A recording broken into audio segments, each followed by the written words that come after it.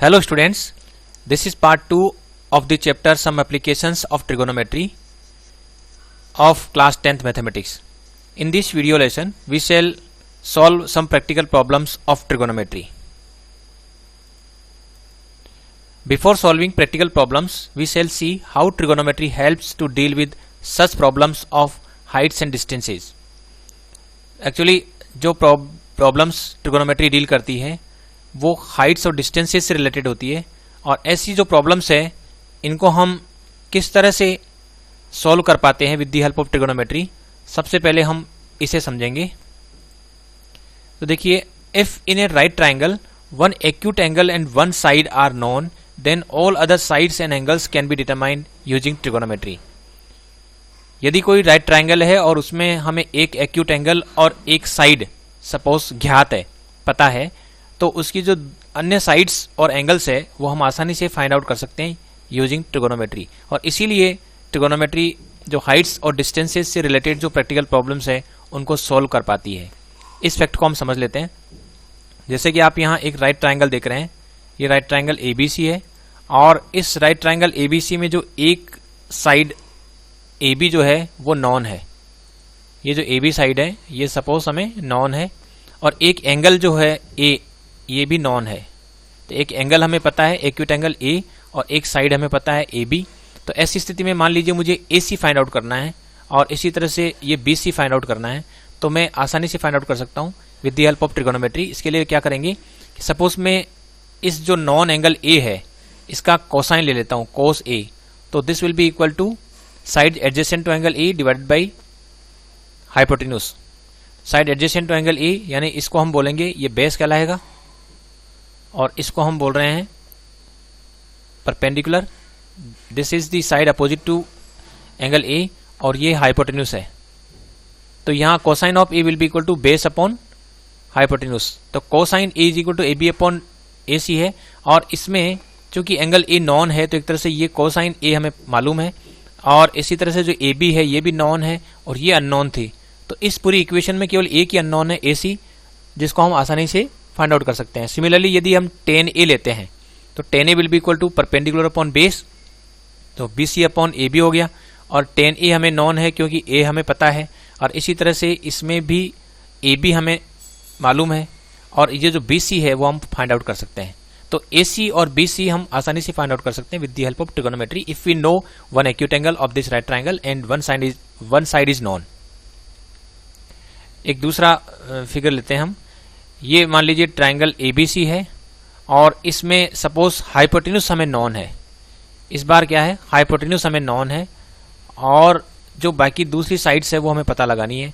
तो इस angle A जो हमें नॉन है उसके कॉरस्पॉन्डिंग जो साइड है which is adjacent to this angle A, उसको हम बोल रहे हैं बेस, और this side which is opposite to angle A इसको हम बोलेंगे परपेंडिकुलर. तो cosine of A will be equal to base upon hypotenuse. So base upon hypotenuse तो AB अपॉन AC हो गया. इसमें हमें कोसाइन A हम आसानी से पता लगा सकते हैं क्योंकि A हमें पता है. इसी तरह से जो AC है वो भी नॉन है. इस क्वेश्चन में हमें AC भी नॉन दे रखा है, और ये जो AB है वो हम फाइंड आउट कर सकते हैं क्योंकि इस इक्वेशन में केवल एक ही अननोन है. सिमिलरली अगर हम साइन A लेते हैं तो sine A will be equal to perpendicular upon hypotenuse, so BC upon AC, और यहाँ पर साइन A हम ज्ञात कर सकते हैं क्योंकि A हमें पता है. इसी तरह से जो AC है वो भी हमें पता है, और जो अननोन है ये बेस, और बेस अननोन है यहाँ पर, तो ये BC हम फाइंड आउट कर सकते हैं. तो इस तरह से जो है ट्रिगोनोमेट्री हेल्प करती है किसी भी राइट ट्राइंगल की जो अननोन साइड्स और अननोन एंगल्स है उनको फाइंड आउट करने में. तो चलिए अब हम प्रैक्टिकल प्रॉब्लम्स सॉल्व करेंगे. An observer 1.5 metre tall is 28.5 metre away from a chimney. एक चिमनी दिख रही है, इस चिमनी से 28.5 मीटर अवे है, यानी ये जो डिस्टेंस दे रखी है यहाँ से यहाँ तक ये 28.5 मीटर है, और ये जो ऑब्जर्वर है it is 1.5 metre tall. It means इसकी जो हाइट है ये है 1.5 metre. The angle of elevation of the top of the chimney from her eyes. इस ऑब्जर्वर की जो आईज है वहां से चिमनी का जो टॉप है उसका एंगल ऑफ एलिवेशन 45 डिग्री है. It is given. What is the height of the chimney. तो इस चिमनी की हमें हाइट बतानी है. तो ये टोटल हाइट हमें बतानी है। तो ए से लेकर बी तक की जो डिस्टेंस है ए बी, वो एक तरह से हमें पता लगाना है कि ये कितनी है। तो चलिए शुरू करते हैं इस क्वेश्चन को सॉल्व करना। सबसे पहले तो हम एक ट्राइंगल इमेजिन कर लेते हैं जो ऑब्जर्वर की आई से लेकर जो टॉप ऑफ द चिमनी है, एक तो वो स्ट्रेट लाइन हम इमेजिन कर लेते हैं। दूसरा, जो टॉप ऑफ द चिमनी ए से ये जो हॉरिजॉन्टल लेवल है डी ई, ये जहाँ इंटरसेक्ट कर रहा है ई पॉइंट पर, तो एक हमने ले लिया ए ई साइड और एक ले ली डी ई साइड, एक ले ली ए डी साइड। तो इससे एक ट्राइंगल बन रहा है। हम यदि इस ट्राइंगल को कंसिडर करते हैं सबसे पहले, तो चलिए ट्राइंगल, इस फिगर को हम नेक्स्ट पेज पर ले लेते हैं और इसमें जो जो हमें पता है उनको एक बार फिर से यहाँ हमें लिखना पड़ेगा। तो यहाँ हमें ये तो दे रखी है 28.5, यानी यहाँ से लेकर यहाँ तक जो है ये 28.5 मीटर है। तो इसका मतलब ये डिस्टेंस है, ये वाली डिस्टेंस, ये भी 28.5 मीटर हो गई।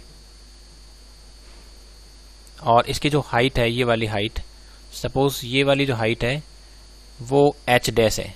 ये एक्चुअल हाइट नहीं, एक्चुअल हाइट तो ए बी होगी, लेकिन हम ए ई को ले रहे हैं। पहले सबसे पहले हम ए ई को ले लेते हैं। ये ए ई हो गई, ए ई, और उसको मैं h डैश कर देता हूं। तो ये h डैश हमें फाइंड आउट करना है।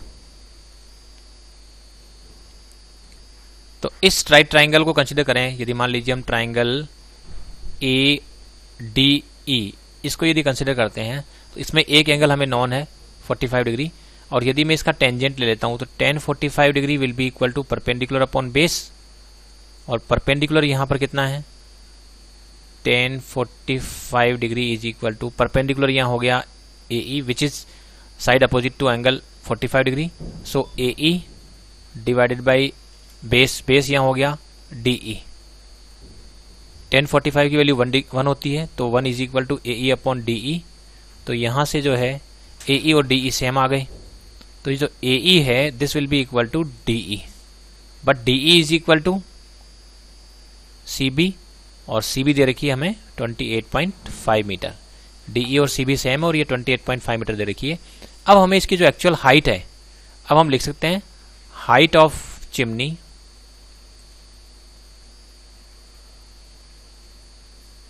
विल बी इक्वल टू, इसको ये h नाम दे दें, तो h will be equal to A B, और ये जो ए बी है वो हो जाएगी ए ई प्लस बी ई, और ए ई जो है अभी जस्ट हमने फाइंड आउट करी है 28.5, और जो बी ई है this B E will be equal to the same as D C, और डी सी हमें पता है कि ऑब्जर्वर की जो हाइट है वो 1.5 मीटर दे रखी है क्वेश्चन में, तो 1.5 हो गई, तो ये टोटल हो जाएगी 30.0 metre.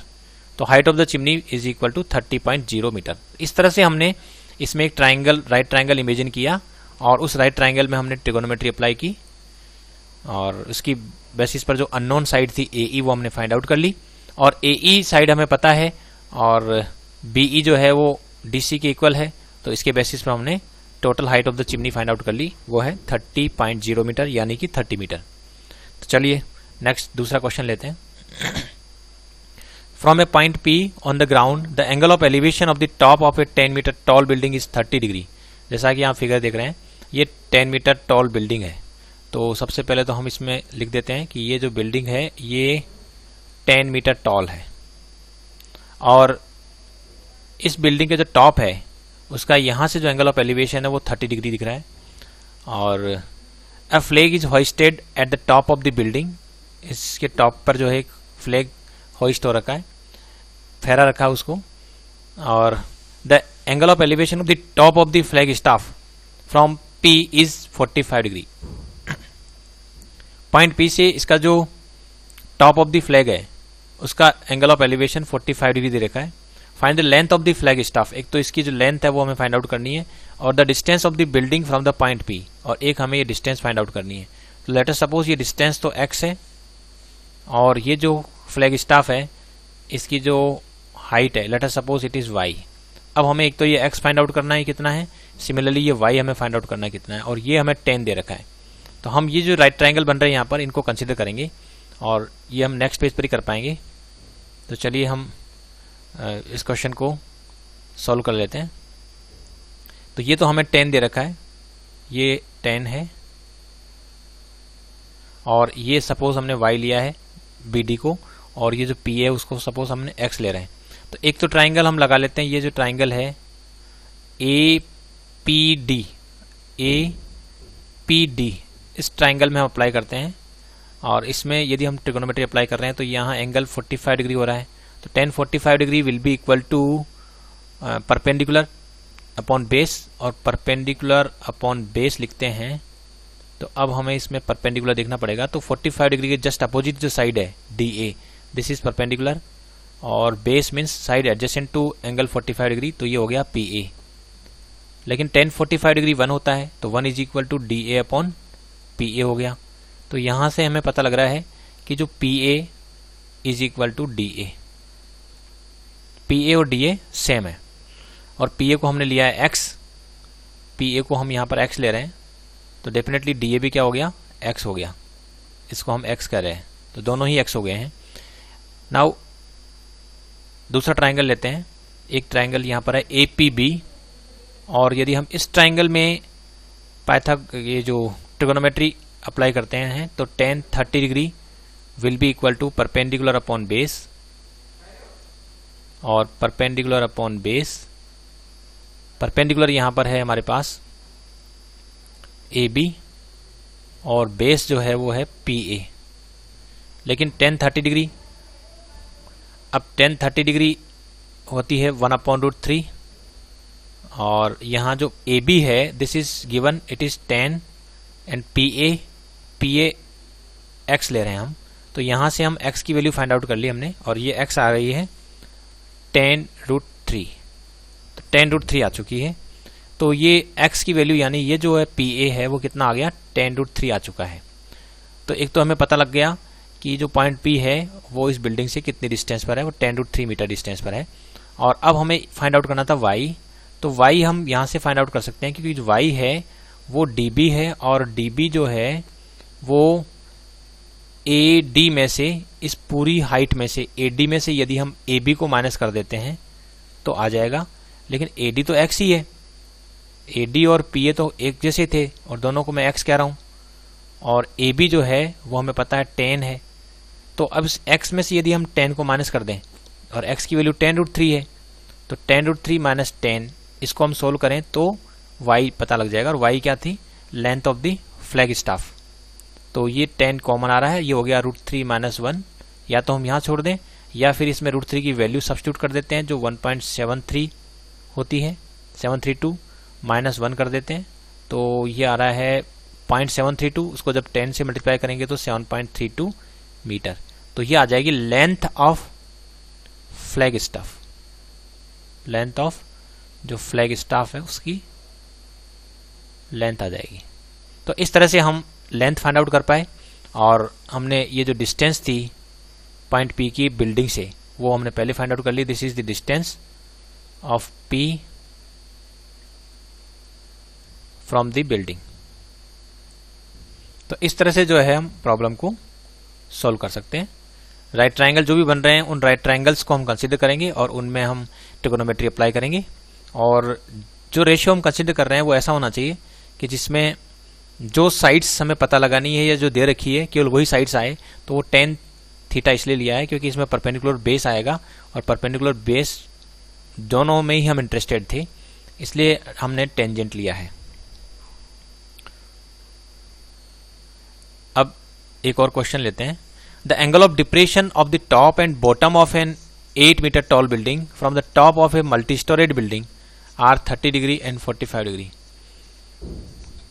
Angle of depression of the top and bottom of an 8 metre tall building. तो सपोज ये 8 मीटर टॉल बिल्डिंग है, ये जो बिल्डिंग है वो 8 मीटर टॉल है, AB ये बिल्डिंग हो गई, और ये 8 मीटर टॉल है, और इसका जो टॉप और बॉटम है इसको हम यहाँ से देख रहे हैं, ये मल्टी स्टोरी बिल्डिंग है।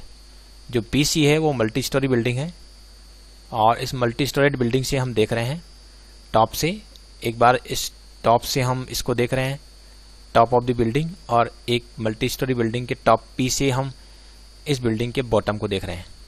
तो एंगल ऑफ डिप्रेशन जो है वो 30 डिग्री और 45 डिग्री है। Find the height of the multi storeyed building. यानी कि ये जो मल्टी स्टोरेड बिल्डिंग है उसकी हाइट हमें पता लगानी है, तो एक तरह से हमें पीसी पता लगाना है और एक distance between the two buildings पता लगानी है, यानी कि हमें ये पता लगाना है कि ये दोनों बिल्डिंग्स, एक मल्टी स्टोरेड बिल्डिंग है पीसी और एक बिल्डिंग है, उन दोनों के बीच की जो डिस्टेंस है वो कितनी है ये पता लगाना है। तो चलिए शुरू करते हैं।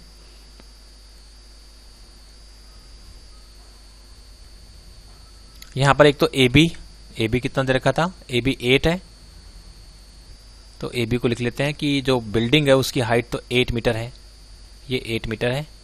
और जो हमें पता लगाना है उसमें एक तो ये है, तो इसको तो x ले लेते हैं, और एक की जो हाइट है वो हमें पता लगानी थी, तो ऐसा करते हैं कि इस हाइट को हम ले लेते हैं y, जो हमें पता लगानी है उसको y बोल देते हैं।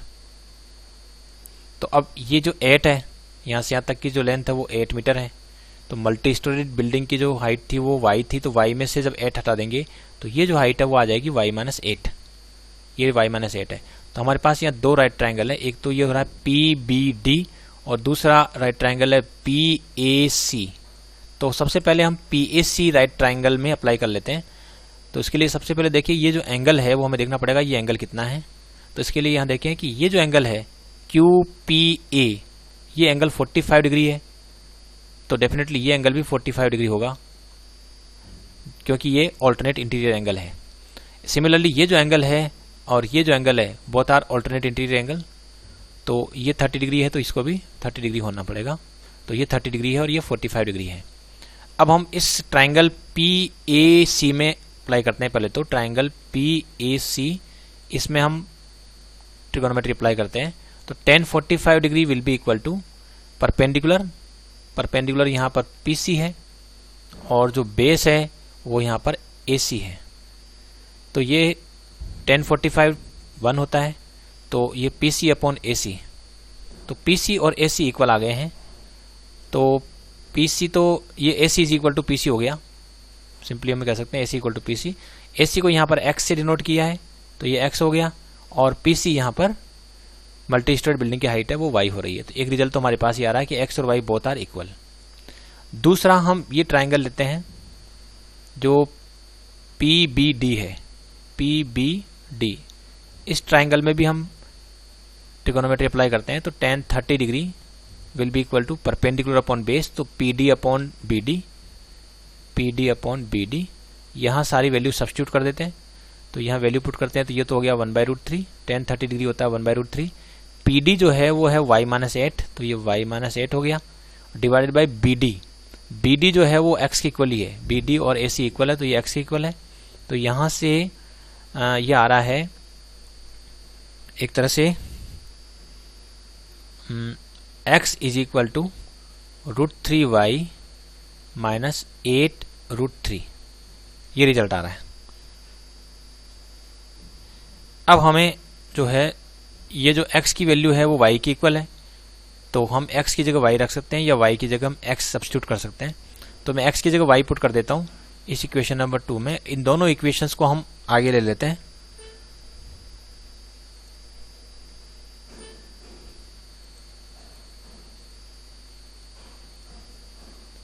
ये दो इक्वेशन है, एक तो है x इक्वल टू y, एक है x equal to √3y - 8√3। x is equal to √3y - 8√3, यही इक्वेशन है, देख लेते हैं। √3y - 8√3, और दूसरी जो इक्वेशन थी पहले नंबर पर जो इक्वेशन थी वो थी x is equal to y। अब इन दोनों को हमें सॉल्व करना है, तो यहाँ से x की वैल्यू इसमें सब्स्टिट्यूट कर देते हैं या y की जगह x रख देते हैं। तो इन प्लेस ऑफ y हम x पुट कर देते हैं, तो ये हो जाएगा √3x - 8√3, क्योंकि यहाँ से y की वैल्यू x इसमें रख दी है, तो x is equal to √3x - y, क्योंकि y और x इक्वल ही है। अब इसमें हमें सॉल्व करके इसमें x की वैल्यू फाइंड आउट करनी है।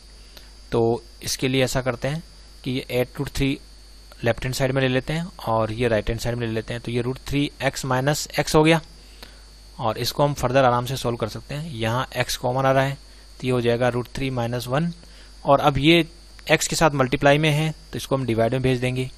तो x की वैल्यू कितनी आ जाएगी, x की वैल्यू आ जाएगी 8√3 डिवाइडेड बाई √3 - 1, तो ये आ जाएगा। तो ये जो वैल्यू आ रही है वो वैल्यू हो गई हमारी किसकी हुई देख लेते हैं। ये जो एक्स जिसको हमने लिया था, मल्टी स्टोरेड बिल्डिंग के बीच की जो सेपरेशन थी उसको हमने एक्स लिया था। तो ये जो एक्स है इसकी वैल्यू हमें पता लग गई है, एक्स आ गई है 8√3 डिवाइडेड बाई √3 - 1। अब हम इसको सॉल्व कर लेते हैं, इसको फर्दर भी सॉल्व कर सकते हैं। और इसके लिए हम ये जो डिनोमिनेटर पार्ट होता है उसमें रेडिकल साइन नहीं होना चाहिए, इसलिए हम इसका रेशनलाइजेशन कर लेंगे। और यदि हम इसका रेशनलाइजेशन करते हैं तो इस तरह से करना होगा। तो ये हो जाएगा 8√3 इंटू √3 + 1 और नीचे हो जाएगा √a - 1 √a + 1।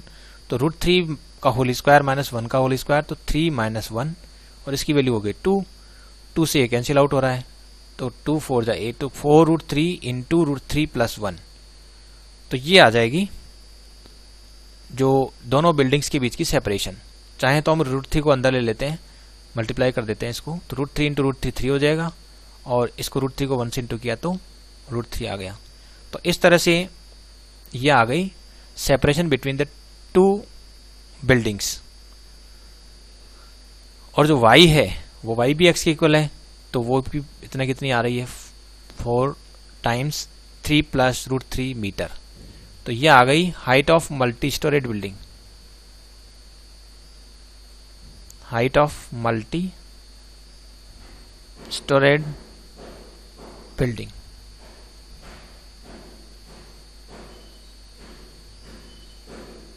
और ये जो एक्स आई थी ये थी distance between the two buildings, between the buildings, जो भी बिल्डिंग्स है उनके बीच की डिस्टेंस है।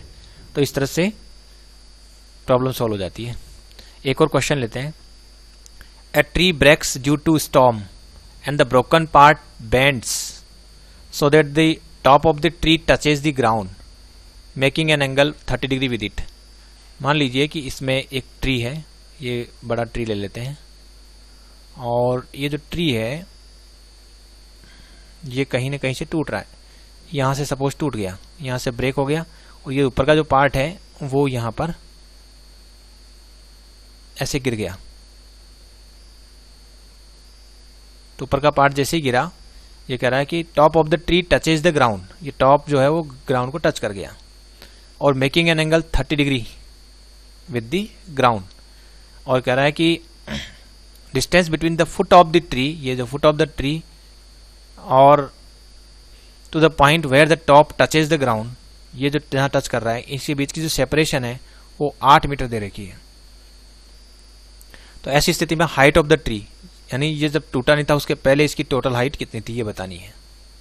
ये हाइट कितनी है, तो देखिए सबसे पहले मान लीजिए कि मैं एक ट्राइंगल को इमेजिन करूं, सपोज ABC एक ट्राइंगल लेता हूं। तो इस ट्राइंगल का जो AB पार्ट है वो हमें पता नहीं है, BC भी पता नहीं है, लेकिन हमें AC मालूम है। AC कितना है 8 मीटर है, और ये जो BC है यानी हाइपोटेन्यूज, इस बेस के साथ जो एंगल बना रहा है 30 डिग्री वो मालूम है। तो एक तरह से हमारा कंसिडरेशन है इस ट्राइंगल पे ABC, और इसमें ये एंगल 30 डिग्री है, और ये 8 मीटर है, और ये दोनों हमें पता नहीं है। यदि हम इन दोनों साइड्स को पता लगा लें तो हाइट ऑफ द ट्री जो है this will be equal to the sum of these two, यानी AB, क्योंकि AB और BC यही पार्ट मिलकर इस ट्री की हाइट फ्रेम कर रहे हैं। तो इसका मतलब हुआ कि हमें एक तरह से AB और BC पता लगाना है। जैसे हम AB और BC फाइंड आउट कर लेंगे तो हम इनका सम कर लेंगे, और इससे जो ट्री टूटने के पहले कितनी हाइट का था वो हम आसानी से पता लगा सकते हैं। तो एक तरह से ये राइट ट्राइंगल से रिलेटेड प्रॉब्लम हो गई है, जिसमें हमें एक एंगल मालूम है एक्यूट एंगल, और एक साइड हमें पता है, और दो अन्य साइड्स हमें पता लगानी है। तो चलिए शुरू करते हैं। तो यहाँ पर इसको नाम दे देते हैं वही जैसे ABC, और ये एंगल यहाँ पर 30 डिग्री दे रखा है, और ये 8 मीटर था, और हम AB और BC फाइंड आउट करते हैं। तो सबसे पहले तो हम AB फाइंड आउट करेंगे। इसके लिए हम tan 30 डिग्री अप्लाई कर सकते हैं। tan 30 degree will be equal to perpendicular, जो यहाँ AB है, क्योंकि इसके कॉरस्पॉन्डिंग जो side opposite to angle 30 degree वो AB है। तो AB divided by side adjacent to angle 30 degree, जिसको हम बेस कर रहे हैं AC। तो tan 30 डिग्री जो होता है 1/√3 और is equal to A B यहाँ पर है पता लगाना हमें, और ए सी जो है वो 8 दे रखी है। तो यहाँ से हमने ए बी फाइंड आउट कर लिया और ए बी आ रहा है 8/√3। तो एक तो हमारे पास इक्वेशन ये हो गई। दूसरा जो है, हम चूंकि हमें बी सी फाइंड आउट करना है, तो ए सी और बी सी जो है वो कोसाइन में आता है, तो हम cos 30 डिग्री ले लेते हैं। cos 30 degree is equal to base जो ए सी है और हाइपोटेन्यूज यहाँ पर बी सी है। अब cos 30 डिग्री की वैल्यू होती है √3/2 और ए सी जो है वो 8 दे रखी है और बी सी हमें फाइंड आउट करना है। अब हम इसको क्रॉस मल्टीप्लाई कर लेते हैं, तो √3BC इज इक्वल टू 16 हो गया, और यहाँ से जो BC है उसकी वैल्यू आ गई है 16/√3। ये सेकेंड इक्वेशन हो गई। Now height of the tree जो है, this will be equal to the sum of these two distances. So height of the tree वो हो गई AB और BC। ये AB तो जो उसका इरेक्ट पार्ट है जो खड़ा है, और जो गिर गया नीचे की तरफ वो BC है।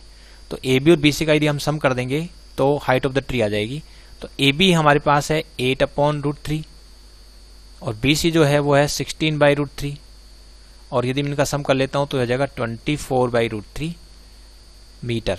तो इतना इसकी हाइट ऑफ द ट्री हो गई है। इसको चाहे तो हम इस तरह से भी लिख सकते हैं 3 × 8 डिवाइडेड बाई √3, और इसमें हम इसको कैंसिल आउट करें तो हमारे पास आएगा √3। तो 8√3 मीटर भी लिख सकते हैं, 8√3 मीटर। तो this is the height of the tree. इस तरह से हम ट्रिगोनोमेट्री की हेल्प से हाइट्स एंड डिस्टेंसेस से रिलेटेड प्रैक्टिकल प्रॉब्लम्स सॉल्व कर सकते हैं। Thanks for watching this video.